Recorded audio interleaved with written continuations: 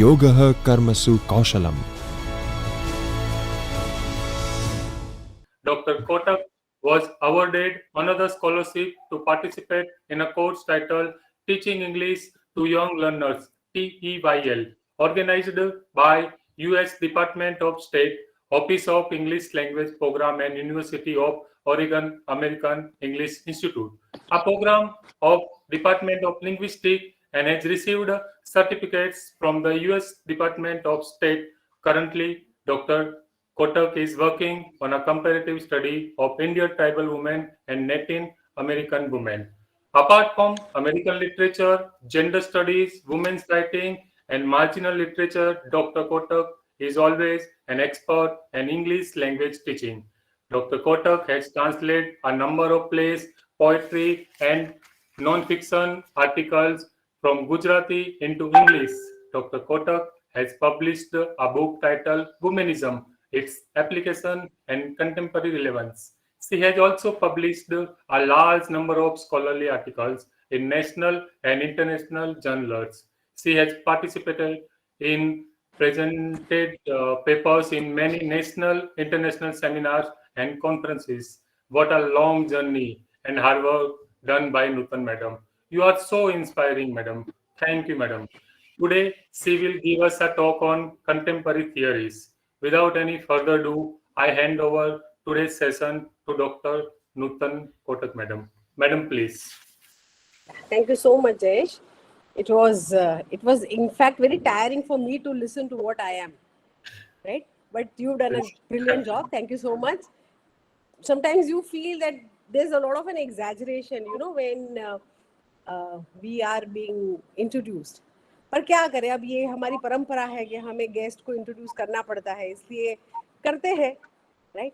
मेरे दोनों कलीग्स ने मेरे को बताया कि आप इंग्लिश में बोलोगे तो फिर कमेंट्स आना शुरू हो जाएगा कि मैडम हिंदी में बात करिए या गुजराती में बात करिए, right? Hindi I think is the preferred language. और जो आज जिस बारे में मैं बात करने वाली हूँ वो कंटेम्पररी थियोरीज, ये इंग्लिश की थियोरीज है, राइट? वेस्टर्न थियोरीज है. और ये जो थियोरीज है उनको ट्रांसलेट करना मेरे लिए थोड़ा कठिन था, क्योंकि उसमें काफ़ी सारे वर्ड्स ऐसे हैं जैसे स्ट्रक्चरलिज्म और पोस्ट स्ट्रक्चरलिज्म और डायस्पोरा, राइट? मैं जानती हूँ कि शायद आप लोग इन सब टर्म्स से फेमिलियर होंगे, आप जानते होंगे कि ये इन टर्म्स का मतलब क्या है, राइट? तो आशा करती हूँ कि आप मेरी सहायता करें अगर मैं कहीं अटक जाऊँ, राइट? कई बार ऐसा होता है कि कोई वर्ड सूझे ही ना हिंदी या गुजराती में, और मेरी तकलीफ ये है कि बहुत ज़्यादा हिंदी या गुजराती में पढ़ती नहीं हूँ, राइट? पहले से स्कूल से इंग्लिश मीडियम में हूँ और इंग्लिश लिटरेचर में ही फिर BA PhD MA PhD सब कुछ किया. और अगर मैं किताबें लेने जाऊँ तो सबसे पहले मेरे हाथ में अंग्रेजी की ही किताब आती है, क्योंकि मेरे लिए इजी है उसको पढ़ना.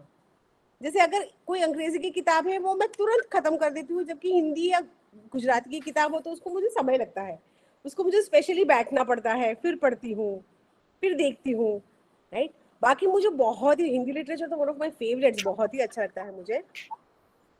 और अंसारी भाई है तो उर्दू तो मैं बहुत पढ़ती हूँ, राइट? पर ट्रांसलेशन में, क्योंकि मैंने सीखा तो था लेकिन अब मैं भूल गई हूँ कैसे उर्दू लिखा जाता है, पढ़ा जाता है. पर everybody is welcoming me and I welcome everyone to my class, right? इस डेढ़ घंटे में हम जानने की कोशिश करेंगे कि थियोरी क्या है, राइट? थियोरी क्यों है, राइट? और जब हम PhD करते हैं या आफ्टर पोस्ट डॉक्टरल करते हैं तो उसमें हम ह्यूमैनिटीज वालों के लिए थियोरी क्यों जरूरी है. जब भी कोई PhD का थीसिस हमारे पास आता है, राइट, इवैल्यूएशन के लिए बाहर से, या फिर हमारे खुद के बच्चे जब हमारे पास प्रपोजल लेकर आते हैं और वो सिर्फ टेक्स्ट लेकर आते हैं, वो कई बार ऐसा होता है कि वो नहीं लाते हैं कोई थियोरी। अब बिना थियोरी के क्या डिस्कशन करोगे आप? ह्यूमैनिटीज में थियोरी तो हमको ह्यूमनिज्म सिखाती है, ठीक है। और जो आज जहां से मैं शुरू कर रही हूँ वो है स्ट्रक्चरलिज्म, राइट। स्ट्रक्चरलिज्म से हम पोस्ट स्ट्रक्चरलिज्म की बात करेंगे, मॉडर्निज्म की बात करेंगे, पोस्ट मॉडर्निज्म की बात करेंगे, राइट। इन सब बातों के साथ साथ हम लास्ट में जो डिस्कस करेंगे वो है कल्चरल स्टडीज, राइट। ये आप में से कौन है जिसने इसके ऊपर थोड़ा बहुत काम किया है? एक दो जने ही बता दे तो भी सही रहेगा। Everybody is giving. अच्छा, this attendance, Jayesh, this attendance, I don't have to take the attendance, right? No, madam, it is coming automatically. Automatic. So, yeah. Okay, fine. Okay, fine. Right. Thank you so much. Cultural, yes. Somebody is saying that he or she has worked on cultural studies, right? So yes, right. When we talk about cultural studies, how did we come to talk about cultural studies? What do we mean by cultural studies, right? Now in today's world, Rani Elizabeth का निधन हुआ थोड़े दिन पहले, अभी उनका funeral भी नहीं हुआ है। वहां पे उनकी पूरी सारी प्रोसेशन चल रही है और उनकी बॉडी को रखा गया है लोगों के लिए। तो कोलोनियलिज्म, राइट, अभी तो इतना ज्यादा लाउड हो गया रानी के जाने के बाद। तो कॉलोनियल पावर्स, जो पावर्स थी जिन्होंने ऑलमोस्ट पूरे विश्व पर उनका कब्जा था, चाहे वो ब्रिटिश सल्तनत हो या पोर्चुगीज हो या फ्रेंच हो, ये सब जो इन्होंने सारी कॉलोनीज बनाई अलग अलग जगहों पर। अमेरिका भी एक जमाने में टिल 1777, 1776, 77 टिल देन वो ब्रिटिश कॉलोनी था, अमेरिका भी। और उनको फ्रीडम मिली, right, in the 18th century, late 18th century, जबकि हमको फ्रीडम मिली इन द 20th सेंचुरी। तो क्यों हमको फ्रीडम मिलने में इतना समय लगा, पहली बात, और क्यों हम अब उसके बारे में बात कर रहे हैं जो हो चुका है, जो पास्ट है, जिसका अब कोई रेलेवेंस नहीं है। वो सब समझने के लिए हमको समझना पड़ेगा कि हमारा जो समाज है उसका स्ट्रक्चर क्या है, और ये स्ट्रक्चर क्यों है। देरादा एक बहुत अच्छी बात कहते हैं, मैं आपको पढ़ के सुनाती हूँ। साइंस स्ट्रक्चर,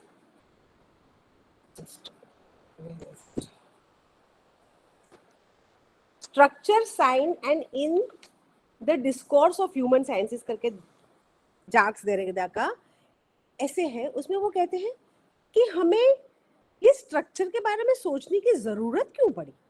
हम क्यों सोचते हैं इन स्ट्रक्चर के बारे में? उस स्ट्रक्चर के बारे में हम इसलिए सोचते हैं और यह सोचने की जरूरत पड़ी क्योंकि हमें नए स्ट्रक्चर्स बनाने थे, राइट। तो कॉलोनियल पावर्स जब चले गए तो हमको देखना था कि हम अपना कंट्री कैसे बनाएंगे, हम किस आधार पर हमारी समाज की व्यवस्था करेंगे। यह समाज ऑलरेडी था ही, एक व्यवस्था थी जो हम भूल चुके थे, जिसके बारे में हमें अब वापस जाना पड़ेगा।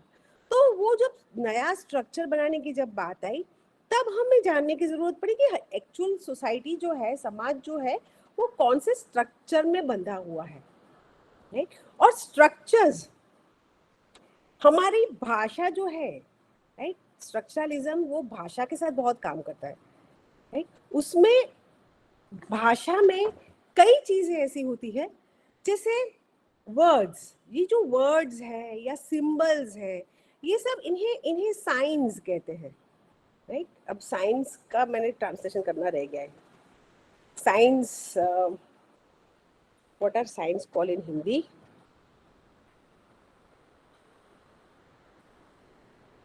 जस्ट अ मिनट, हाँ, इंग्लिश संज्ञा, संज्ञा, ओके, संकेत, साइंस, संकेत, लक्षण, संज्ञा, राइट, राइट। सो वो जो जिससे हमें एक मीनिंग मिलता है। साइंस, किसी भी साइन को अगर हम देखते हैं Yes, Devika. She's raised open queue. तो मैडम ये रहेगा, कभी कभी हम क्वेश्चन आंसर सेशन लास्ट में ही रखेंगे, बीच में ये ऑटोमेटिक कभी कभी लोगों को कर देते हैं रेज, बट वो लास्ट में ही होगा क्वेश्चन आंसर। ओके, ठीक है, good good, that's better, right. So Rani ji, आपको थोड़ा इंतजार करना पड़ेगा, हम क्वेश्चंस लेंगे एट द एंड, राइट। तो साइंस और स्ट्रक्चर्स, राइट, उससे कुछ मीनिंग बाहर आता है, संकेत कुछ आते हैं। तो वो संकेत कहाँ से आते हैं? वो एब्स्ट्रैक्ट है या कॉन्क्रीट है? वो स्ट्रक्चरलिज्म की बात है। मतलब वो चेंज हो सकते हैं या नहीं हो सकते, राइट। संकेत किसी भी शब्द में या किसी भी सिंबल, अगर कोई संकेत मिल रहा है हमको, तो उस संकेत को समझने की इसलिए जरूरत है क्योंकि उसको हमें आगे इस्तेमाल करना है। तो हम किसी भी चीज को अगर इस्तेमाल करेंगे तो उसका अर्थ तो जानना जरूरी है। तो बिना अर्थ जाने हम कुछ नहीं कर सकते। तो अर्थ जानने के लिए उसका स्ट्रक्चर हमें जानना पड़ेगा कि वो कैसे बना, वो शब्द बना कैसे, राइट। उसमें स्ट्रक्चरलिज्म ये कहता है कि पूरी जो सिस्टम है जहाँ से हमें संकेत मिलते हैं, राइट, उन्होंने दो टर्म्स दिए, सिग्निफायर और सिग्निफाइड, राइट। जो मेन जो एक्सपोनेंट्स थे स्ट्रक्चरलिज्म के, वो जॉन पॉल सार्त्रे थे, फर्डिनांड डी सासुआ, ये सब पोस्ट स्ट्रक्चरलिज्म में भी गए। सासुआ थे, Roman Jakobson, Levi Strauss, Claude Levi Strauss, Lacan, Althusser, Barthes, ये सब इन्होंने स्टार्ट स्ट्रक्चरलिज्म से किया, फिर वो जाते जाते आगे पहुंच गए पोस्ट स्ट्रक्चरलिज्म तक। लेकिन उन्होंने पूरे स्ट्रक्चर्स को समझने की कोशिश की। क्यों? कॉलोनियल वर्ल्ड में क्या हुआ कि जब नई दुनिया की नई परिभाषा बनाने की जरूरत पड़ी, तब हमें देखने की जरूरत पड़ी कि हम कैसे बनाएं। हम इस दुनिया को जैसे समझते वैसे उसको वही समझ है या उसके अलावा भी और कोई समझ हो सकती है, राइट। क्योंकि जो जिस भाषा में हमें पूरी एक अर्थ की व्यवस्था, अर्थव्यवस्था नहीं पर अर्थ की व्यवस्था, समझ जो हमने खड़ी की है, तो उस समझ को कौन चैलेंज करेगा? वो चैलेंज करेगा जो सेंटर में नहीं बैठा पर वो मार्जिन में बैठा है, वो बाहर बैठा है, वो पूरे सेंटर में नहीं है, जो ये मीनिंग्स क्रिएट करता है, जो अर्थ बनाता है, जो अर्थ बना के किसी और पर थोपता है, तो वो जिसके ऊपर थोपा गया है वो बोलेगा कि मुझे ये प्रश्न करना है। जो अर्थ बनाएगा वो तो नहीं कहेगा, राइट। एक एग्जांपल देती हूँ छोटा सा। जैसे हमारे बच्चे बड़े होते हैं, मेरा अभी 16 साल का बेटा है, तो मैंने बनाया एक नियम बनाया कि भाई तू 8 बजे के बाद घर से बाहर नहीं रहेगा, ठीक है। तो मैंने अपने हिसाब से नियम बनाया कि सेफ्टी को देख के, राइट, पूरे एक फैमिली का डिसिप्लिन को देख के, हर एक चीज को देख के हम रूल्स बनाते हैं, है ना। तो वो रूल्स मुझे तो अच्छे ही लगेंगे क्योंकि मेरे पास उसका जस्टिफिकेशन है, मैंने क्यों बनाया उसका जस्टिफिकेशन है मेरे पास। पर मेरा जो बेटा है वो मुझे पूछेगा क्यों 8 बजे? मेरा फ्रेंड तो 9 बजे जाता है, 9 बजे तक बाहर रहता है, तो मैं क्यों नहीं रह सकता बाहर 9 बजे तक? तो जिसके ऊपर ये नियम लागू किए गए हैं वो प्रश्न करेगा। जो सेंटर है, जो नियम बना रहा है, वो प्रश्न नहीं करेगा। वो तो बोलेगा ये तो नियम ये तो डिवाइन नियम है। हर एक चीज में हम डिविनिटी को ले आते हैं, राइट। क्योंकि हमने क्या किया कि जो हमारा जो सेंटर था, राइट, वो देरेदा, जाक्स देरेदा को जानते हो आप? जानते होंगे obviously. Yes, thank you, right. So वो उन्होंने जो बेसिक, अरे वाह, संकेतक, अरे वाह, रिकंस्ट्रक्शन, इज दैट संकेतक? No, that is signified and signifier, I think. संकेतक और संकेतित, संकेत, right? Signifier, okay, yes, signifier, right? Signifier and signified. How things are signified, right? कैसे संकेत, मतलब वो जो लेके जाता, जो मीनिंग आता है, राइट, जो अब्सॉर्ब होता है, राइट, वो कंसेप्ट, जो आइडिया, राइट, वर्ड, एक जैसे मैंने वर्ड बोला काउ, गाय, राइट, जैसे मैंने बोला, तो वो ऑडियो, राइट, आपको दिया in the form of word, right, इसको आप किसके साथ कनेक्ट करोगे? कंसेप्ट के साथ, right, that is the signified, क्योंकि वो आपके दिमाग में है, psychologically you know what a cow looks like, आपको पता है गाय कैसी दिखती है, तो जब मैं गाय बोलूंगी तो आपके दिमाग में गाय का पिक्चर आएगा, पर एक्चुअल वर्ड गाय और गाय के पिक्चर या गाय के बीच कोई रिश्ता है ही नहीं, गुजराती विवेचन में प्रयुक्त तो होती है। अरे वाह, thank you so much. Who is UT? ये यूटी कौन है? अगर आप अपना नाम लिख दे तो अच्छा रहता मेरे लिए। कोई बात नहीं, चलो, हाँ, तो आगे बढ़ते हैं। उर्वी तेवर, ओके, थैंक यू उर्वी। सो ये, हाँ, गुजराती में, हमारी सारी ह्यूमैनिटीज में, लैंग्वेजेस में, लिटरेचर में तो होगा ही, क्योंकि उसके ऊपर तो हमारा बेस है। ये सारे जो संकेत है, जो साइंस है, उनको समझना तो हमारा काम है, राइट? तो आप जानते ही होंगे इसके बारे में, आई एम वेरी हैप्पी कि आप जानते हो, right? So the signifier and the signified, वो वर्ड और जिसका मीनिंग आता है, उन दोनों के बीच कोई रिश्ता नहीं है, वो रिश्ता हमने आपने बनाया है।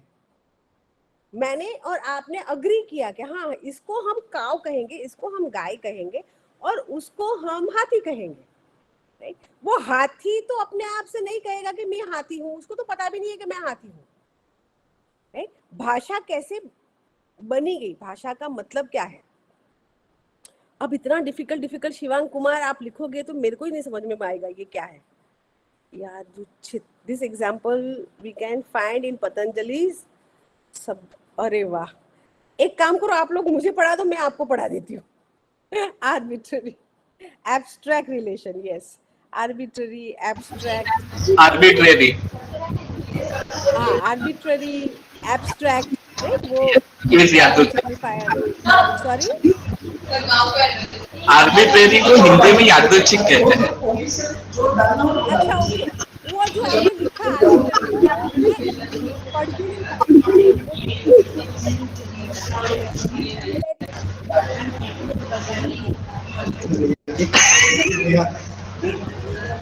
तो वेल, आगे बढ़ते हैं, right? So the signifier, right, वो सारा वो मेंटल कंसेप्ट है, राइट? तो उन्होंने क्या किया, राइट? द स्ट्रक्चरलिस्ट, उन्होंने दो टर्म्स दिए, लांग और परोल, राइट?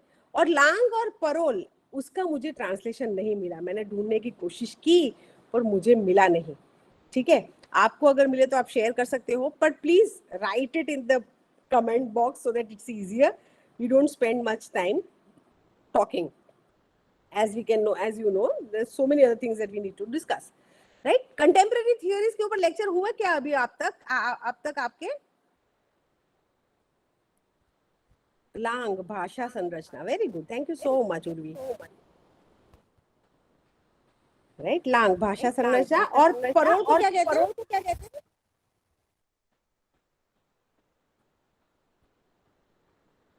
ಪರೋಲ್, ಭಾಷಾ ಪರೋಲ್, ವೆರಿ ಪರ್ಫೆಕ್ಟ್. ಭಾಷಾ ಮ್ಯೂಟ್ ಆಗಿತ್ತಲ್ಲ ಅಲ್ಲ, ನಾವು ಮಾತಾಡೋದು ಕೇಳಿಸ್ತದೆ ಸರ್ ಅದು.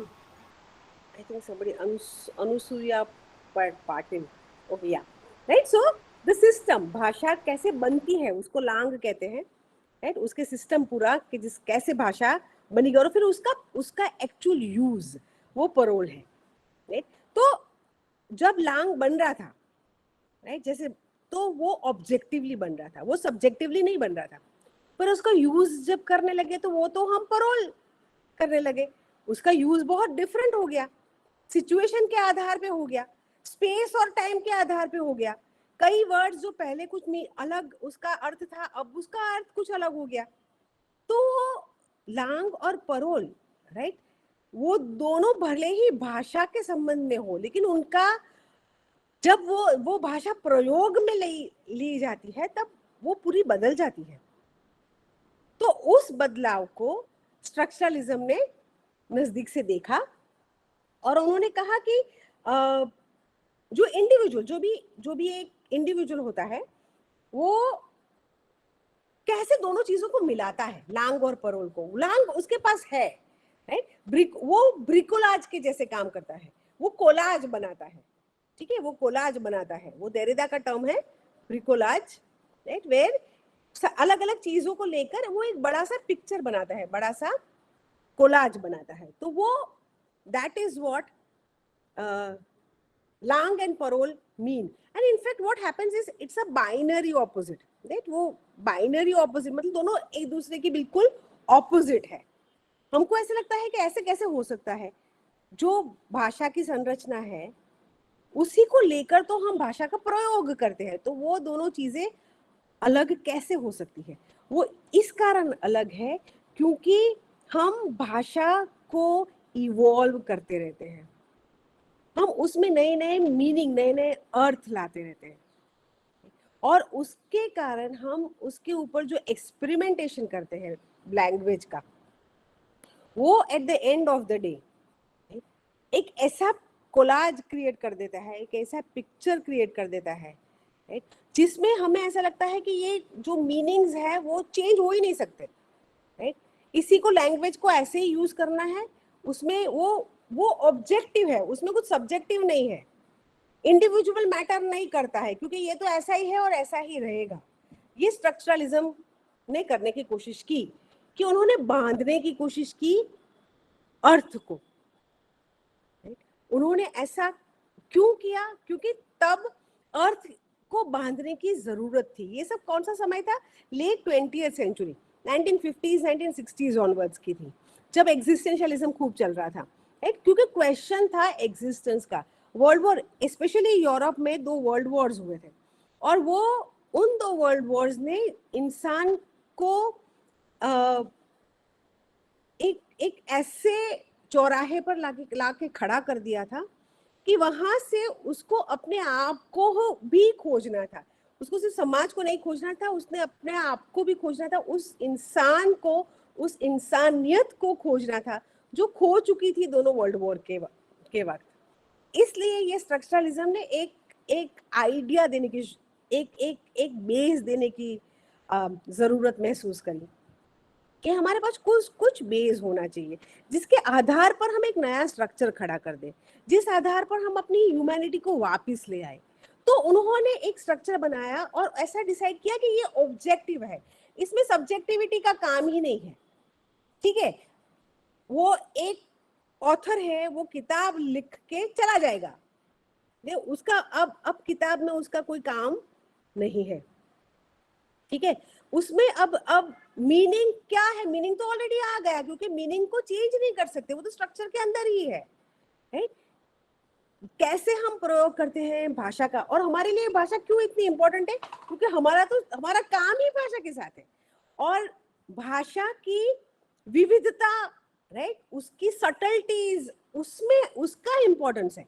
फॉर एग्जाम्पल, हम ऐसा नहीं कह सकते कि फिजिक्स वाले भाषा का उपयोग नहीं करते, तो बिना भाषा के तो वो अपनी किताबें भी नहीं लिख सकते। फिजिक्स को भी यूज तो इंग्लिश ही करना पड़ेगा, उसको यूज तो अपनी गुजराती, हिंदी, कोई भी भाषा है वो भाषा का ही प्रयोग करना पड़ेगा। पर scientific, right, jargon, scientific lexicon is different compare to literary lexicon. तो स्ट्रक्चरलिज्म ने क्या किया? उन्होंने ये जो स्ट्रक्चर्स थे उनको साइंटिफिक बनाने की कोशिश की, right. They tried to give a scientific outlook, not right, और उसको क्योंकि by the middle 20th century science बहुत इंपॉर्टेंट हो चुका था। 16th सेंचुरी में नहीं था ऐसा, 17th सेंचुरी में साइंस इतना इंपॉर्टेंट नहीं था।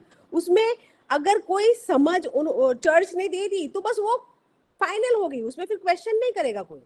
जैसे पहले ऐसा माना जाता था कि earth is at the centre of the universe, right, और पूरी सन अर्थ के आजू बाजू रिवॉल्व करता है, right. But Galileo change the entire concept. उन्होंने कहा कि नहीं भाई, ऐसा नहीं है, राइट। सबसे पहले गैलीलियो ने क्या देखा था, आपको पता है? किसी को पता है गैलीलियो ने क्या देखा था सबसे पहले?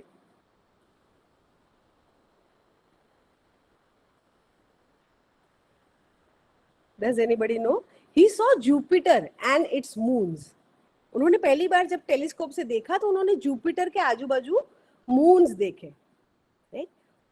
फिर धीरे धीरे वो इस नतीजे पर आए कि earth is at the centre, sorry sun is at the centre and not earth, right? There are hands which are raised, but as Jayesh bhai said that we should wait till the end. अगर questions है तो please आप लिख के रखिए, हम discussion जरूर करेंगे, राइट? मुझे जयेश, मुझे किसी को वो नहीं करना है ना, ऐड नहीं करना है ना? नहीं मैडम, वो ऑटोमेटिक जो टीम है ना HRDC होती है। Okay fine fine, thank you so much, thank you so much, right? फिर उन्होंने स्ट्रक्चरलिज्म में दो और टर्म्स दिए, सिंक्रोनिक एंड डायक्रॉनिक। सुना है ये? मैं ट्रांसलेशन देती हूँ अगर मैंने लिखे है तो। सिंक्रोनिक एंड डायक्रॉनिक एक नहीं लिखा है, किसी को पता है सिंक्रोनिक का? मैं बता देती हूँ वैसे है, मतलब क्या है, राइट? स्ट्रक्चर, भाषा का स्ट्रक्चर वो सिंक्रोनिक है, और कौन से स्पेस में, कौन से टाइम और कौन से स्पेस में, थैंक यू राम सिंह भाई, राइट, उसको यूज किया जाता है, वो डाइक्रोनिक है। मतलब वो स्पेस एंड टाइम बहुत ज्यादा इंपॉर्टेंट, बहुत ज्यादा इंपॉर्टेंट है। फॉर एग्जाम्पल, अभी हम कुछ भी बोले, मतलब हम अंदर अंदर हमारी जो जोक्स होती है, बहुत जो लाइट जोक्स होती है, specially in the family, right, वो विमेन के ऊपर होती है कि मेरी बीवी तो ऐसी है, आप जानते नहीं हो, राइट? हमारे घर में तो हमारी बीवी की ही चलती है, हमको कौन हमारा तो कुछ चलता ही नहीं है। पर ये सब बोलने के लिए होता है, आप और मैं सब जानते हैं, ठीक है? पर joke at the cost of the wife, तो अब constitutionally you are not allowed to do that, right? ऐसा नहीं कर सकते, क्योंकि अब women, right, they have realise कि आपको अगर दिखाना है कि आपका सेंस ऑफ ह्यूमर बहुत अच्छा है, नॉट ऑन माई कॉस्ट, भाई अपने आप अपने जोक्स बनाओ, राइट? मेरे ऊपर जोक्स बनाने की जरूरत नहीं है आपको। तो अब सारा चेंज हो गया है। For example, if somebody has certain sexuality, right, male, female और थर्ड जेंडर, और there are so many genders now, कितने के डिफरेंट जेंडर्स है, तो पहले हम बहुत इजीली उसका मजाक बना देते थे, अब ऐसा नहीं कर सकते, राइट? अब हमको पॉलिटिकली या लीगली वो सही है कि नहीं, वो बात बाद में आएगी, but socially it is not acceptable. हम अब किसी का मजाक ऐसे नहीं उड़ा सकते अगर वो एक डेफिनेट जो ब्लैक एंड व्हाइट जेंडर्स है उसमें अगर वो नहीं भी फॉल करते, इसमें उसमें अगर वो नहीं आता, तो हम उसका मजाक नहीं उड़ा सकते। अब वो अलाउड नहीं है, ठीक है? तो वो जो स्पेस मिली वो क्यों मिली, राइट? क्यों उस स्पेस को हमें देना पड़ा? वो सारा ये कॉलोनियल पावर्स के बाद ही हुआ। तो हमको ये post colonial idea of individual को बहुत इंपॉर्टेंस देना है, जो स्ट्रक्चरलिज्म ने शुरू तो किया लेकिन उन्होंने खत्म नहीं किया। उन्होंने क्या किया कि नहीं, individual is not important, the structures are important, उसके ऊपर ही हम कॉन्सेंट्रेट करेंगे, हम बाकी हमें कोई लेना देना ही है नहीं है, ठीक है? हम एक इंफ्रास्ट्रक्चर बना देंगे और बाकी तो सब अपने आप निपट जाएगा, पर ऐसे निपटेगा नहीं। तो बाकी के जो पोस्ट स्ट्रक्चरलिस्ट जो आइडियाज थे वो फिर आए, राइट? ये सिंक्रोनिक और डाइक्रोनिक, ये इंग्लिश में मैंने लिखा है, आपको लिखवाऊं क्या?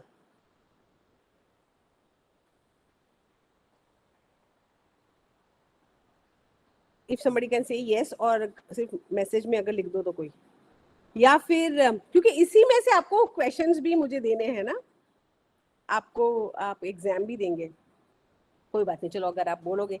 Very nice presentation, thank you Ansari भाई, thank you so much, right? I am so happy you are enjoying the class. अगर हम लोग ऑफलाइन मिले होते तो ज्यादा मजा आता, पर वेल अब जो है वो यही है। अब कोविड ने हमें सिखा दिया कि अब हमें ये स्ट्रक्चर में भी अब बैठना पड़ेगा, कोई बात नहीं, चलो फिर ठीक है। तो अब हम बात करेंगे पोस्ट स्ट्रक्चरलिज्म की।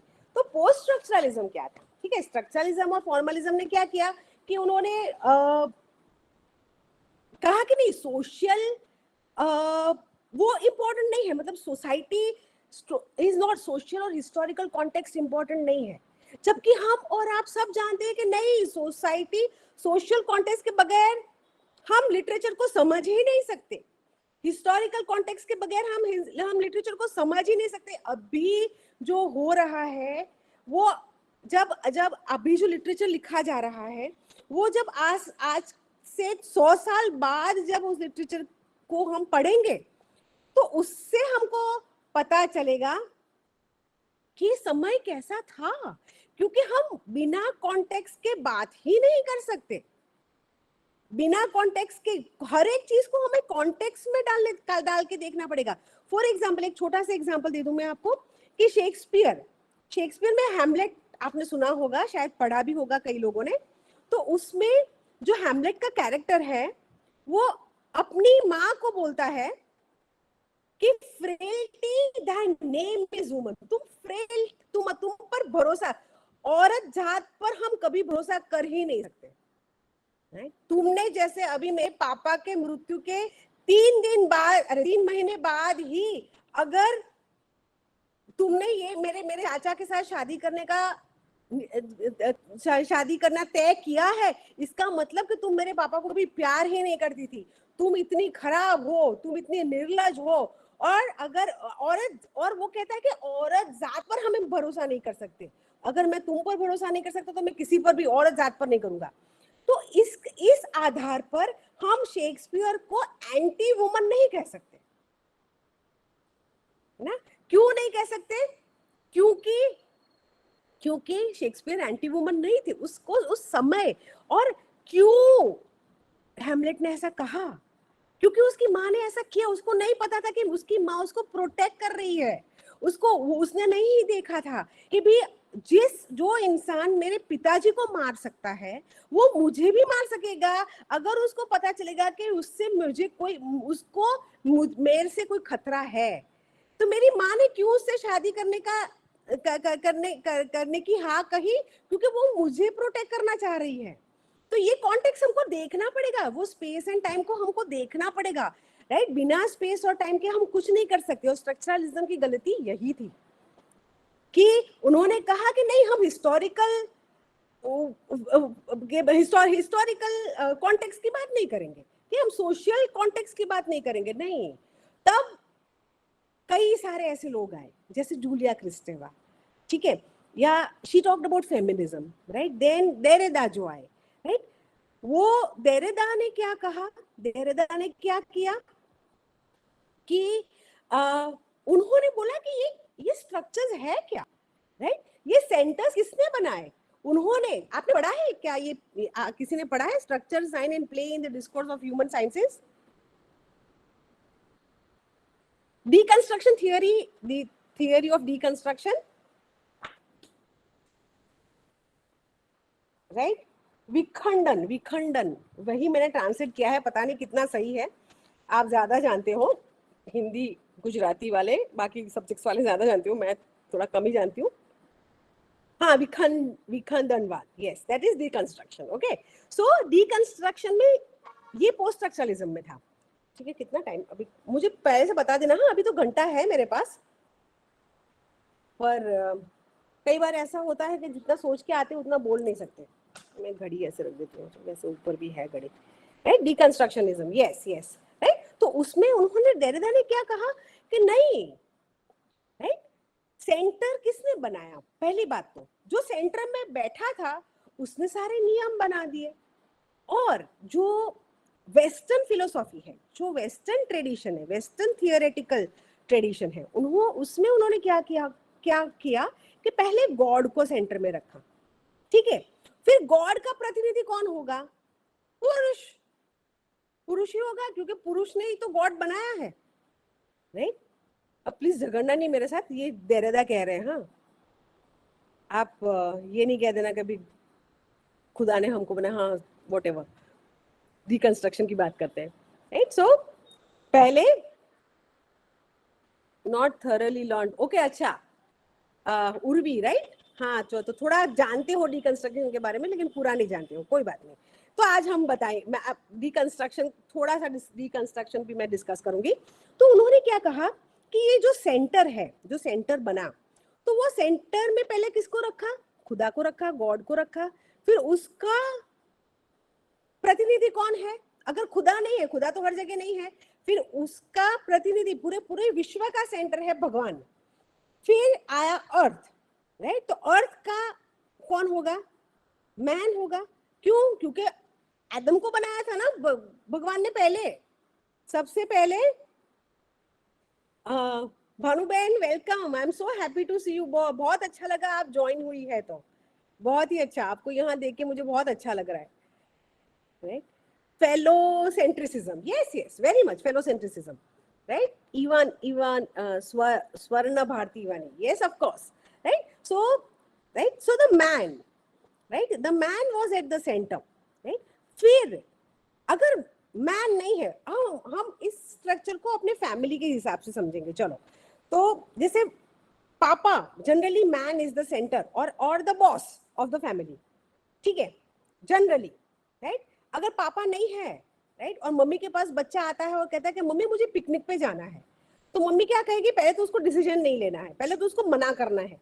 पर वो अगर मना करेगी तो बच्चा बोलेगा नहीं नहीं मम्मी प्लीज जाने दो ना, वो सारे फ्रेंड्स जा रहे हैं, ये है वो है, इतना पैसा भी नहीं देना है, आप जाने दो करके, ठीक है? तो मम्मी बोलेगी नहीं, पापा डिसीजन लेंगे, मैं नहीं करूंगी कुछ, तुम पापा से बात करो, ठीक है? तो पापा को हमने सेंटर में बिठा दिया। पर जब पापा नहीं है और मम्मी है घर पे, ठीक है, तो अभी मुझे बाहर जाना है, patriarchal head of the family, yes, very much, right? Patriarchy में man is at the centre, right? And the western world was a patriarchal world, ठीक है? तो उसमें मैन ही सेंटर में था, ठीक है? तो फिर वो पहले घर में, जैसे मैं जो एग्जांपल दे रही थी आपको कि फैमिली में पापा सेंटर में है, पापा जब नहीं है तो मम्मी सेंटर में है, मम्मी डिसीजन लेगी, राइट? कि अभी जाके ये मेरे लिए दही ले आओ, या मेरे लिए दूध ले आओ, या अपने फ्रेंड के यहाँ जाना है तो जाओ, लेकिन 1 घंटे में वापस आ जाना पड़ेगा। तो mummy is at the centre, right? For everything, right? You don't have to go to the father. जब मम्मी पापा दोनों घर पे नहीं है, तो वो घर में जो बड़ा बच्चा है, अगर 2 बच्चे हैं, 3 बच्चे हैं, तो वो बड़ा भाई या बड़ी बहन है, वो सेंटर में आ जाएगी, ठीक है? वो बोलेगी मम्मी पापा नहीं है, आप मुझे भी ना पूछे कुछ नहीं कर सकते, ठीक है? खाना मंगाना है, स्विगी करना है, जोमेटो करना है, तो बिना पूछे मुझे नहीं कर सकते। मम्मी पापा नहीं, इसका मतलब ये नहीं कि कोई नहीं है, मैं हूं, आपको मुझे पूछना पड़ेगा। तो ये this is how the centre shifts, ठीक है? पर क्या दे रहे थे, बहुत इंटरेस्टिंगली एक बात कहते हैं, इसे कहते हैं substitution. This is the finest corner for contemporary theories I'm ever in. Oh, thank you so much, Hitendra भाई, thank you so much, right? इतनी सारी थियोरीज है कि 1.5 घंटे में तो मैं क्या आपको क्या हम डिस्कस करेंगे। मैं पढ़ाना नहीं कहूंगी, क्योंकि पढ़ाऊंगी तो मैं क्या, आप लोग मुझे पढ़ा रहे हो काफी सारी चीजें, पर discussion, sharing of thoughts and sharing of ideas, okay? तो ये इसे सब्स्टिट्यूशन कहते हैं। कोई सब्स्टिट्यूशन का ट्रांसलेशन करके देगा क्या मुझे? सब्स्टिट्यूशन का can somebody give me? मैं अभी मोबाइल खोलना नहीं चाहती। एक की जगह पर दूसरा, राइट? एक की जगह पर विकल्प, या थैंक यू सो मच, विकल्प, राइट? सो ये जो सब्स्टिट्यूशन हुआ, ठीक है, तो उसमें जब पापा नहीं है तो मम्मी थोड़ी चीजों के लिए सब्स्टिट्यूशन कर सकती है।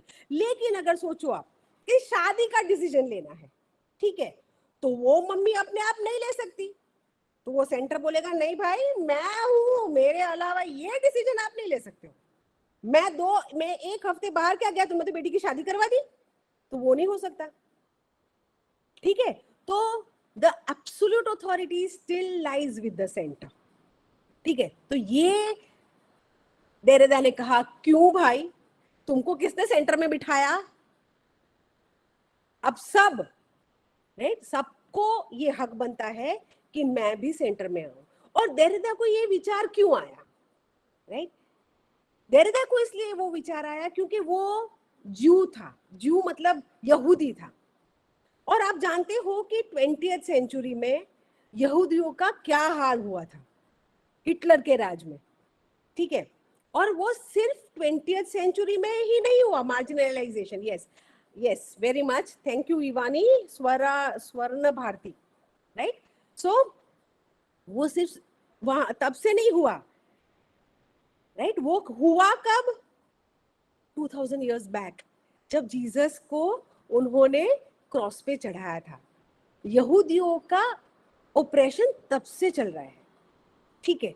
तो यहूदी जानते हैं कि मार्जिन में बैठना, मार्जिन को अगेन क्या कहते हैं? हाशिए पर बैठना, हाशिए पर, हाशिया है कि नहीं? परिधि जी। हाँ हाँ, हाशिए पर बैठना, पेरिफेरी, यस। स्वर्ण Bharti, I'll have to translate things into Hindi because you know there are many people, right? It's easier for me to constantly talk in English. It's easier, much easier, but you can understand, right? ये मेरे लिए बहुत ही difficult lecture हो रहा है क्योंकि आप जान सकते हो कि हिंदी में सारा बोलना और ये सारे टर्म्स बोलना थोड़ा डिफिकल्ट है, लेकिन आप समझ रहे हो तो बस बहुत है। अच्छा ठीक है, चलो, राइट? तो क्या हुआ कि यही यहूदियों, हम जानते हैं कि क्या पूरे वर्ल्ड वॉर्स में, दोनों वर्ल्ड वॉर्स में, world war 1 and world war 2 में यहूदियों का बहुत बुरा हाल किया, स्पेशली वर्ल्ड वॉर 2। उसमें तो हिटलर की जो, अब आप मूवीज देखते हो कि नहीं? शिंडलर्स लिस्ट देखी है किसी ने? शिंडलर्स लिस्ट देखी है किसी ने? अरे वाह Sonia, I am very happy you have सुना है। हाँ तो उर्वी देखना प्लीज, ये बहुत ही अच्छी मूवी है, बहुत ही अच्छी। तो उसमें पूरा दिखाया गया है, लाइफ इज ब्यूटीफुल। होलोकॉस्ट के ऊपर तो काफी सारी मूवीज बनी है, वर्ल्ड वॉर 2 के ऊपर तो अब देखनी ही चाहिए ऐसी मूवीज, राइट? जैसे मूवीज को, sorry, Dunkirk was more of a action movie, right? But Hardeep, you said Dunkirk, right?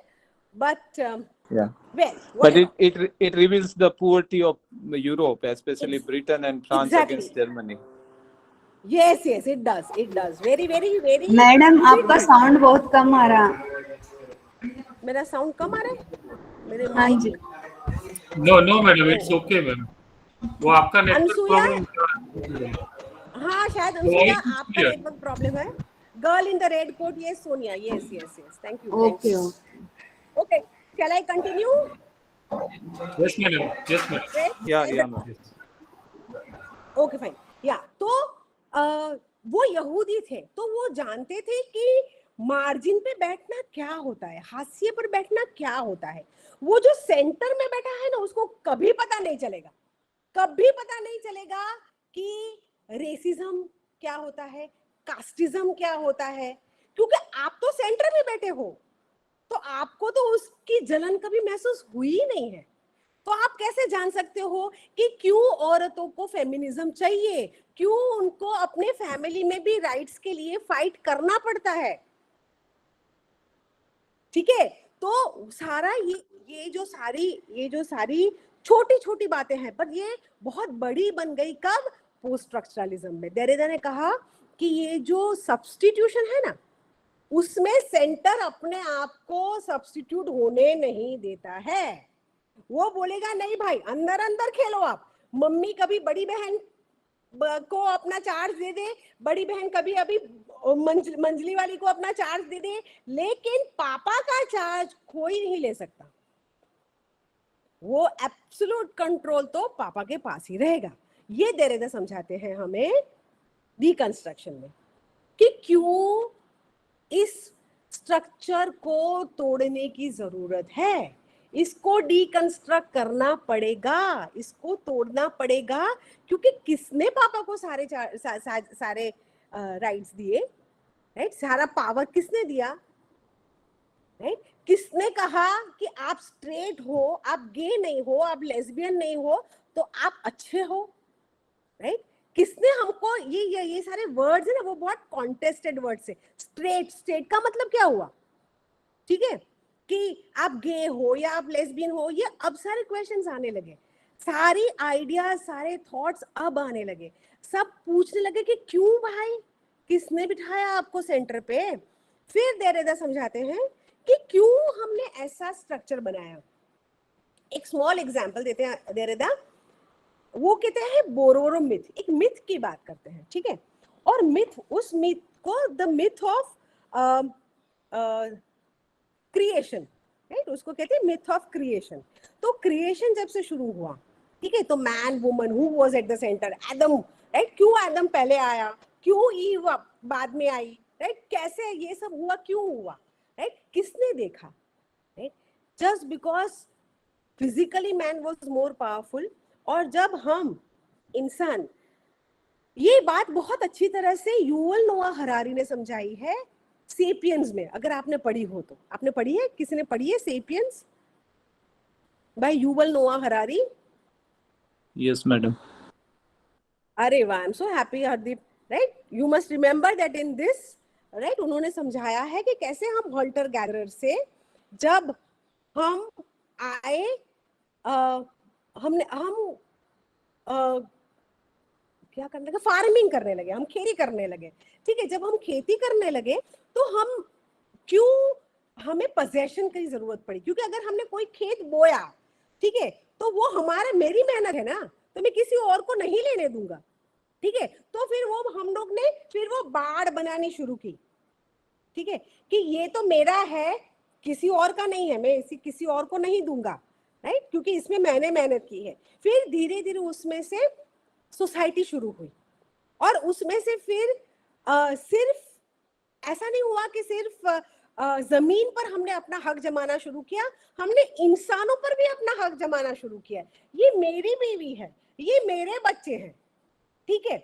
जब हम केव्स में रहते थे, जब हम एक जगह पर नहीं रहते थे और हम मूव करते थे, तो हमारा पूरा एक समूह था, ठीक है, उस समूह में ये ओनरशिप की भावना नहीं थी कि हम ओन नहीं करते थे, हम किसी भी चीज को अपना बना के नहीं चलते थे।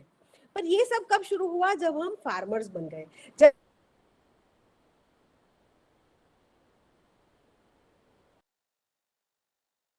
आया कॉग्निटिव रेवोल्यूशन, राइट, सो हम समझने लगे सब कुछ, और फिर समझना जैसे जैसे पूरा ये सब मैं देरेदा में आ जाती हूँ वापिस, उसमें चली गई तो मैं वहीं चली जाऊंगी, सेपियंस में। बहुत अच्छी किताब है, युवल नोआ हरारी, वो प्रोफेसर ऑफ हिस्ट्री है यूनिवर्सिटी ऑफ इजराइल में, राइट, यूनिवर्सिटी ऑफ इजराइल में है शायद, इजराइल में यूनिवर्सिटी में है, तो वहां पे जेरूसलम, यस, यरूशलेम में, यूनिवर्सिटी ऑफ यरूशलेम में, ये यूनिवर्सिटी ऑफ इजराइल और यूनिवर्सिटी ऑफ यरूशलेम, हरदीप? यरूशलेम, यूनिवर्सिटी ऑफ यरूशलेम में हिस्ट्री के प्रोफेसर हैं, और उन्होंने 3 बहुत अच्छी किताबें लिखी हैं, विच आई वुड सजेस्ट। 2 तो मेरे पास है, मैं दिखा देती हूँ आपको, सेपियंस को ले गया है मेरे पास से अभी, 2 किताबें मेरे पास है, एक होमोड्यूस है, राइट, हम कैसे भगवान बन गए, उसमें उसकी बात है, और 21st lessons for 21st century, ये 2 किताबें हैं, सेपियंस मेरा एक स्टूडेंट ले गया है मेरे पास से। तो ये किताबें आई वुड सजेस्ट दैट जिसने भी नहीं पढ़ी है वो प्लीज पढ़ लीजिए, ये बहुत ही इंटरेस्टिंग किताबें हैं, वो हिस्ट्री की सारी बातें करते हैं, राइट, सब कुछ बहुत अच्छा है उसमें। हाँ ठीक है, चलो तो देरेदा के ऊपर वापस आते हैं। तो वो बोरोरो मिथ, उन्होंने जो मिथ की बात की कि क्लाउड लीवाई स्ट्राउस, राइट, उन्होंने लीवाई स्ट्राउस ने क्या कहा कि हम दुनिया को ना बाइनरी ऑपोजिट्स में कर देते हैं, मतलब ये सही है वो गलत है, राइट, ये एक्सेप्टेबल है वो अनएक्सेप्टेबल है, और उसमें उन्होंने कहा कि जो सब कुछ एक्सेप्टेबल है तो उसको हम डिवाइन बना देते हैं, वो हम बोलते हैं कि ये तो खुदा ने करके दिया है, इसमें हम कोई क्वेश्चनिंग नहीं कर सकते, उसमें हमको एक्सेप्ट ही करना है, और कुछ हमें करना है नहीं।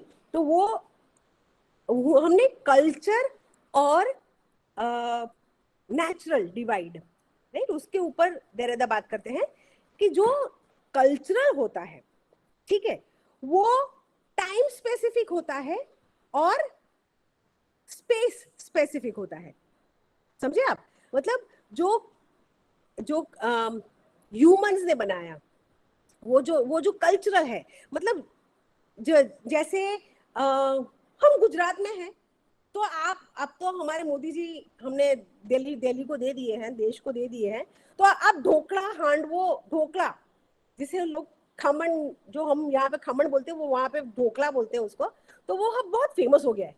तो वो कल्चरल है ना कि ये तो ढोकला वाला है, मतलब ये अहमदाबाद गुजरात वाला है, ठीक है, तो ये कल्चर स्पेसिफिक टर्म हो गया, ठीक है। तो whatever is cultural, right, is specific to that time and that to that place.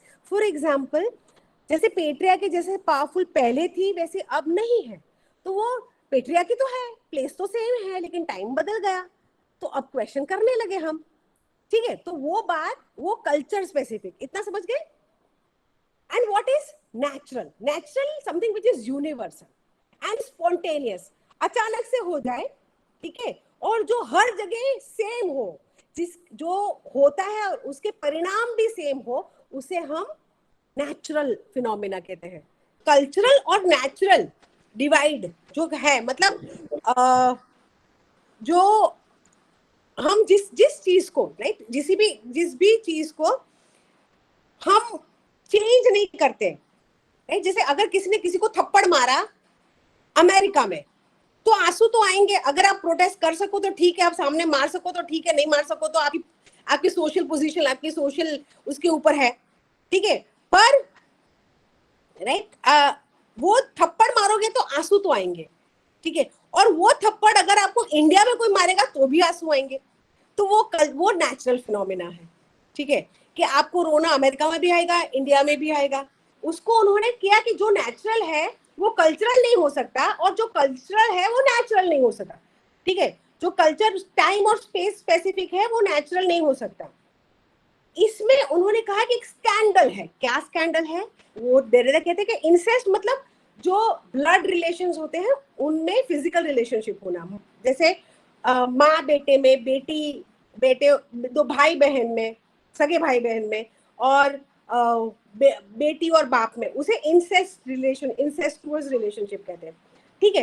तो उन्होंने कहा कि इंसेस्ट है ना, वो एक स्कैंडल है. कैसे? कि इंसेस्ट हर सोसाइटी में, चाहे वो रिमोटेस्ट सोसाइटी हो, वो जो हम जानते हैं कि अमेज़न में एक इंसान अकेला रहता था, वो मर गया अभी थोड़े टाइम पहले.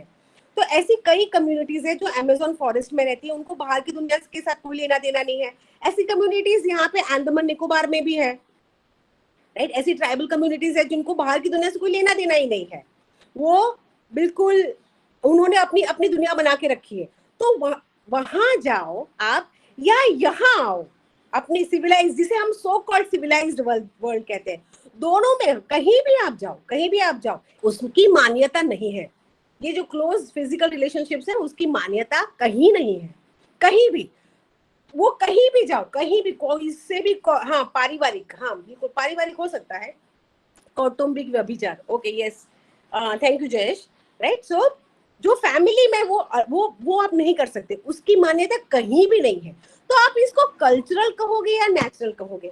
उन्होंने पूछा, लीवाई स्ट्राउस ने और डेरेदा ने पूछा कि इसे आप कल्चरल कहोगे या नेचुरल कहोगे. उन्होंने कल्चर और नेचर को सेपरेट कर दिया.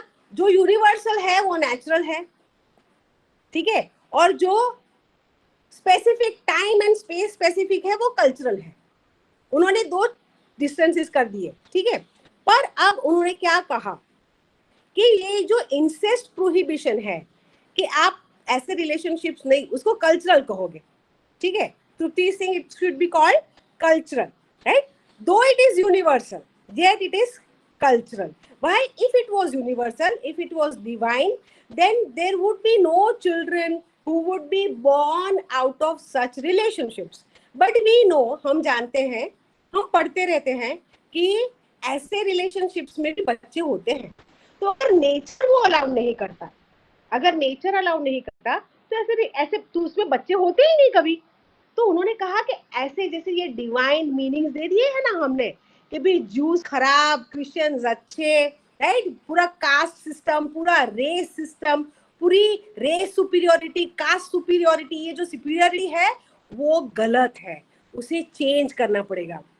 तो वो डेरेदा ने किया, वो डीसेंटरिंग, इसे डीसेंटरिंग कहते हैं, राइट. और इसे डीकंस्ट्रक्ट करना मतलब एक नई ऐसी परिभाषा को बनाना जिसमें सब इंक्लूसिव हो, कोई पिछड़ा, राइट, कोई आगे, ऐसा सब ना हो.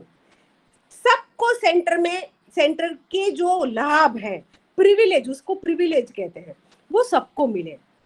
ये डेरेदा ने कहा, ठीक है. अब हम आगे चलते हैं. फिर आता है फेमिनिज्म, राइट. फेमिनिज्म को तो आप सब जानते हैं, राइट. तो जूलिया क्रिस्टेवा, राइट। और अभी जो लेटेस्ट ट्रेंड है, मैं बाकी सारे ट्रेंड्स की बात नहीं करती हूँ, आप तो जानते ही होंगे सब, right. you all know about Virginia Woolf, right? और राइट, वर्जीनिया वुल्फ से लेकर, राइट, और एलेन शोवाल्टर तक आप जानते हो, मुझे समझ में नहीं आ रहा। Gynocriticism, yes yes Swarna Bharati, yes it is gyno, and I wanted to talk about Kundanika Kapadia. Oh my god, Mayank Kumar भाई, मयंक भाई, right, Kundanika Kapadia, right, she starts with Virginia Woolf but she doesn't end up with Virginia Woolf, but anyway, right, so right, तो काफी सारी चीजें उसमें different 4 different types of feminism हुए हैं, ठीक है। शुरू कैसे किया, झगड़ा करने से शुरू किया कि वी वांट आवर राइट्स। ये सारी चीजें ना 1960s में हुई, फ्रांस में हुई और अब, ठीक है, दोनों जगह पर ये चीजें हुई, फ्रांस में और अमेरिका में, कि even Britain of course, right, ecriture feminist या Helene Cixous and Luce Irigaray, yes of course all of them, right. तो उन्होंने क्या किया कि उन्होंने भाषा से लेकर हर चीज में ये दिखाने की कोशिश की कि स्त्रियों को बाहर रखा गया है नॉलेज प्रोडक्शन में से, उनके बारे में नॉलेज क्रिएट किया गया है, मर्दों ने किया है, लेकिन उनको खुद को बोलने की जगह नहीं दी गई है, उनको स्पेस नहीं दी गई है। तो उसमें इसी में आ जाता है द सबॉल्टन। सबॉल्टन आपने सुना होगा, can the subaltern speak, right, it's an essay by Gayatri Spivak. So the location of culture, yes, right, वो लोकेशन ऑफ कल्चर, उसमें सारा आ गया अपने होमी भाभा से शुरू करके Edward Said, right, Edward Said and his orientalism. हम हर चीज के साथ, ये सारी जो चीजें हैं वो हमारे साथ भी हो रही है, ये ओरिएंटलिज्म, ये जो बनाना, जो आइडियाज बनाना, जो मीनिंग्स क्रिएट करना, वो हम सब जीते हैं, ये हमारी लिविंग रियलिटी है। ये कोई मैं आउट ऑफ द वर्ल्ड बात नहीं कर रही हूँ, ये हमारी ही जिंदगी है, ठीक है। वो हर एक इंसान उसको अपने आप को उसमें रख के देख सकता है और उसको कहीं ना कहीं कुछ अपना दिख ही जाएगा, एक अपनी परछाई सारी बातों में, थियोरीज में होती ही है। पर अगर उसको आप सिर्फ थियोरी के तौर पे देखोगे तो आपको मजा नहीं आएगा। आप देरेदा को सिर्फ ऐसे बोलोगे ये या क्या यार ये सेंटर वेंटर, पर अगर उसको समझोगे उसके सेंटर पूरा वो क्यों है, वो क्या डिकंस्ट्रक्ट करना चाह रहा है, तो समझ में आएगा।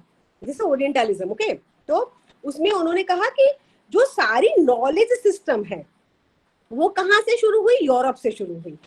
जो यूरोप सिस्टम बाकी के जो कंट्रीज थे, राइट, जो यूरोप में नहीं थे, जो यूरोसेंट्रिक नहीं थे, उनकी जो नॉलेज सिस्टम थी वो उन्होंने उसको साइडलाइन कर दिया, राइट। तो चाहे वो अरेबिक कल्चर हो या चाहे वो इंडियन कल्चर हो, भारतीय संस्कृति हो, राइट, हमारे पास नॉलेज कम नहीं था, हमारे पास नॉलेज बहुत है, ठीक है। तो वो नॉलेज उसका इम्पोर्टेंस आपने मिटाने की कोशिश की, पर हम क्यों मिटाए, हमारे पास भी काफी सारा नॉलेज है। तो एडवर्ड सईद ने कहा कि आप हमें रोमांटिकली मत देखिए, आप हमें बच्चों के जैसे मत ट्रीट करिए, आप हमें भी बोलने दीजिए, हमें भी कहने दीजिए कि हमारे पास क्या है, राइट। आप हमें सिखाने की कोशिश कर रहे हैं, ठीक है, हम आपका भी सीखेंगे, लेकिन आप भी हमसे सीखिए, हमारे पास भी काफी सारे थॉट्स हैं, हमारे पास भी काफी सारा नॉलेज है। तो ये जो नॉलेज सिस्टम जो क्रिएट किया वो यूरोसेंट्रिक था। तो उसको ऑपोज करने के लिए Edward Said came with the idea of orientalism, ठीक है, कि हमारे पास भी नॉलेज है, ठीक है। और अब जो लेटेस्ट थियोरी जो आई है, the theory of global south, तो सारा नॉलेज सिस्टम था, तो वो जो उसका लोकेशन था यूरोप, तो उन्होंने कहा नहीं, अब यूरोप नहीं रहेगा, क्योंकि अभी कॉलोनियल वर्ल्ड खत्म हो गया, अब पोस्ट कॉलोनियल वर्ल्ड है। अब इस वर्ल्ड में इवन द माइनर नैरेटिव्स, जो लोग बोल नहीं सकते हैं, जिनको बोलने का चांस नहीं दिया गया है, उनको भी अब चांस देना पड़ेगा, राइट, उनको भी जगह देनी पड़ेगी, उनको भी स्पेस देनी पड़ेगी, और उनकी बात भी आपको सुननी पड़ेगी। और उसमें से फिर शुरू हुआ, राइट, वो कल्चरल स्टडीज है, पूरा कल्चरल स्टडीज का थॉट है, उसमें काफी सारे टॉपिक्स है। मैं सिर्फ टॉपिक्स पढ़ के सुनाती हूँ आपको। अब मेरे पास इतना टाइम नहीं है कि अभी मैं हिंदी में करूं, लेकिन I hope you will be able to understand gender and sexuality. उसमें तो समझ में ही आ ही जाएगा, राइट? जेंडर, पूरी the idea of gender and sexuality. So सारा जो क्यूअर थियरी है, राइट, एलजीबीटीक्यू थियरी है, आपने सुना होगा ना इन सब के बारे में। Gender and sexuality, nationhood and national identity, very important, nationhood and national identity. इसके ऊपर भी इतना अच्छा लेक्चर हो सकता है, आई विश मैं तुम लोगों को ज्यादा मिलती, तो कोई बात नहीं। चलो, कॉलोनियलिज्म एंड पोस्ट कॉलोनियलिज्म, ठीक है, कॉलोनियल और पोस्ट कॉलोनियल। कॉलोनियलिज्म के बाद का फिर race and ethnicity, very important, race, right, white race, black race, right, Asian, we are people of a different race all together, right, the Asians, right. So जो race का जो feeling है वो हमको यहाँ पे इतना समझ में नहीं आता, फिर भी आता है, क्यों बताओ? दिल्ली में आपने सुना होगा कि जो बच्चे, स्पेशली जो बच्चे नॉर्थ ईस्ट से हमारे यहाँ आते हैं दिल्ली में, तो उनको रेशियल अटैक्स उनके ऊपर होते हैं। कैसे होते हैं? उनको कहा जाता है आप चीनी हो, ठीक है, आप हमारे इंडियंस नहीं हो, आप चाइना के हो, आप नेपाली हो, ठीक है, हमारे इंडिया के नहीं हो। तो हमारे जो 7 सिस्टर्स के जो लोग हैं वो अपने आप को आउटसाइडर जैसा फील करते हैं। ऐसा लगता है उनको कि जैसे हम इंडियन नहीं है क्या, हम भी इतने ही इंडियन है जितना दिल्ली वाला है, जितना यूपी वाला है, जितना एमपी वाला है, जितना कर्नाटक वाला है, उतने ही हम भी इंडियन है। तो वो रेस वहां उनको फेस करनी पड़ती है, ठीक है। तो race and ethnicity, the different ethnics, right, people of different ethnicity, अलग अलग एथनिसिटी को पता नहीं क्या कहते, अभी मेरे पास टाइम ही नहीं है ट्रांसलेशन करने का, आप कर लेना अपने आप, ठीक है। Science and ecology, science and ecology also, ecology is becoming very very important. Eco criticism, हम देख रहे हैं कैसे क्लाइमेट चेंज पूरे देश का नक्शा बदल रहा है। हमने देखा कैसे बारिशें हो रही है जहां कभी नहीं हो रही थी, और कितनी ज्यादा बारिश हो रही है, कितना ज्यादा पानी गिर रहा है। तो वो क्लाइमेट चेंज, तो इकोलॉजी कल्चरल स्टडीज में ये हमारा कल्चर है, हमको प्रोटेक्ट करना है हमारी इकोलॉजी को। अगर हम इकोलॉजी को प्रोटेक्ट नहीं करेंगे तो पूरी दुनिया खत्म हो जाएगी। फिर हम क्या अपने झगड़े लेकर बैठे रहेंगे? कौन सा झगड़ा करेंगे? फिर हम किससे झगड़ा करेंगे जब दुनिया ही नहीं रहेगी, इंसान ही नहीं रहेगा, right. Anthropocentrism versus biocentricism, yes, thank you Swarn Bharti, right. Identity politics, very important, identity, right. पहले ऐसा मतलब वर्ल्ड वॉर 2 के बाद क्या हुआ कि लोग एक दूसरे से मिलने लगे, ग्लोबलाइजेशन होने लगा, हमारा पूरी जो दुनिया थी वो ग्लोबल वर्ल्ड बन गया, ठीक है। तो वो जो ग्लोबल वर्ल्ड बन गया उसमें हम अपनी आइडेंटिटीज जो थी उनको हम मिटाने लगे, हम सिटीजन्स ऑफ द वर्ल्ड बनने लगे। पर हमेशा ऐसा होता है कि ज्यादा देर तक वो चलता नहीं है, जैसे नई नई चीजें आती रहती है, जैसे नया समय आता रहता है। तो अब के बच्चे, मतलब अब की जो जनरेशन है, उनको पता नहीं है कि क्यों जरूरी है हमको ग्लोबल सिटीजन बने रहना। हम क्यों एक ही देश या की बाउंड्रीज में उसमें हम नहीं रह सकते, हमको बिजनेस करना पड़ेगा, राइट। अगर हमको चाइना के साथ बिजनेस करना पड़ेगा, आप नहीं जानोगे, मतलब ये जो गलवान वलवान सब हुआ, right, hybridity in the third space by Homi Bhabha, yes, right. So ये सब जो हुआ वो हमने अपने टीवी फोड़ डाले कि चाइनीज गुड्स हम नहीं इस्तेमाल करेंगे, लेकिन चाइना के साथ बिजनेस खत्म हुआ क्या हमारा?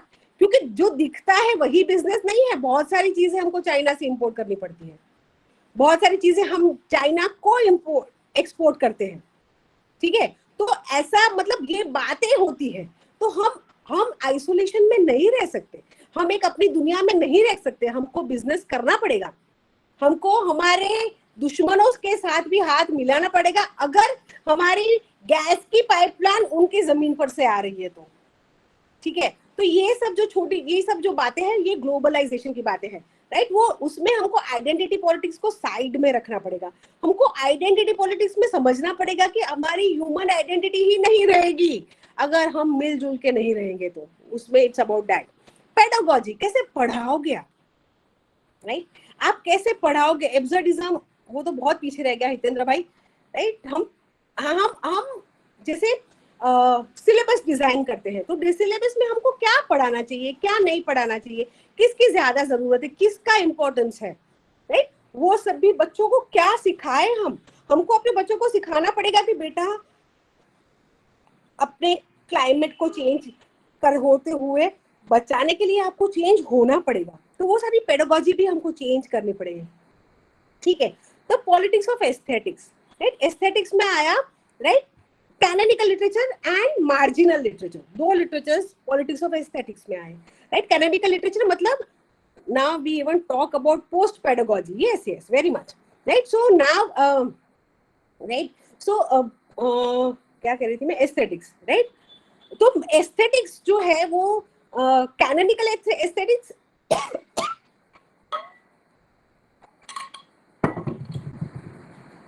मेन स्ट्रीम एस्थेटिक्स, और ऐसा एस्थेटिक्स कि जो मार्जिनल है, मतलब दलित एस्थेटिक्स, राइट। सौंदर्य शास्त्र कहते हैं ना एस्थेटिक्स को, तो उसमें आप दलित लिटरेचर को मेन स्ट्रीम एस्थेटिक्स से नहीं इवैल्यूएट कर सकते। आप विमेन्स राइटिंग को patriarchal point of view of theatre of canonical literature से नहीं इवैल्यूएट कर सकते। आपको उनकी एस्थेटिक्स अलग बनानी पड़ेगी, उनको समझने के लिए, उनको जानने के लिए, उनको परखने के लिए, उनको एनालाइज करने के लिए आपको अलग लेक्सिकन बनाना पड़ेगा, अलग भाषा बनानी पड़ेगी। तो वो बात आई एस्थेटिक्स और पॉलिटिक्स ऑफ एस्थेटिक्स। फिर and cultural institutions, right, cultural institutions मतलब अलग अलग जो सारे कल्चरल इंस्टीट्यूशंस हैं उनका importance. Then the politics of disciplinary, right. और अब discipline, right, discipline is a very very strange term in post colonial world. अपने इस समय में किसे हम डिसिप्लिन कहेंगे, किसे हम डिसिप्लिन करना कहेंगे, और किसकी ज्यादा जरूरत है, राइट, वो सब बातें डिसिप्लिन में है। फिर discourse and textuality, history, global culture in a post modern age. एक पॉल विलिस करके राइटर थे, उन्होंने बहुत एक अच्छी बात कही, मैं इंग्लिश में पढ़ के सुनाती हूँ, फिर मैं आपको ट्रांसलेट करके दूंगी। He declared that culture is the very material of our daily lives. Culture जो है ना वो हमारी पूरी जिंदगी के ताने बाने में है, ठीक है। वो उससे ही हमारे कल्चर से ही हमारी जिंदगी बनती है। द ब्रिक्स एंड मोर्टार, जिसे हम ईंट पत्थर, राइट, और मोर्टार ईंट पत्थर से जो हम बनाते हैं, जिससे बिल्डिंग पूरी जिंदगी की पूरी हमारी जो जिंदगी बनती है वो कल्चर के आधार पर बनती है।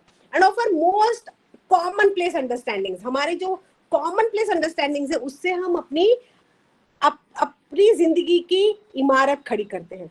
तो उस इमारत को खड़ी करने के लिए हम इन सब सारी चीजों को ध्यान में रखना पड़ेगा, सबको इंक्लूड करना पड़ेगा। किसी को भी हम अब एक्सक्लूड नहीं कर सकते। हम किसी को भी ये नहीं कह सकते कि भाई तुम्हारे कल्चर की कोई जरूरत नहीं है। अब विमेन कल्चर वो क्या होता है, मेन का ही कल्चर, विमेन का क्या कल्चर, ठीक है, तो वो आप बात नहीं करोगे, राइट। मार्क्सिज्म ने कहा कि नहीं, आप ऐसा नहीं कहोगे कि भाई लेबर का तो कोई इंपॉर्टेंस ही नहीं है, सिर्फ एरिस्टोक्रेट जो पैसे वाले हैं सिर्फ उनका ही इंपॉर्टेंस है, सिर्फ अदानी अंबानी का ही इंपॉर्टेंस है, बाकी लोगों का इंपॉर्टेंस ही नहीं है। ऐसा नहीं हो सकता, क्योंकि बाकी लोगों की मेहनत से ही तो ये लोग बनते हैं, राइट। कि बिना वो खुद तो मेहनत करने जाते नहीं है, वो खुद तो इमारत बनाने जाते नहीं है, वो तो सिर्फ रहने जाते हैं उस इमारत में। तो वो जो इमारत बना रहा है उसकी भी आवाज उतनी ही इम्पोर्टेंट है जितनी उसकी जो उस इमारत में रहने जा रहा है। फिर psycho analysis, right, psycho analysis ने तो पूरा चेंज ही कर दिया।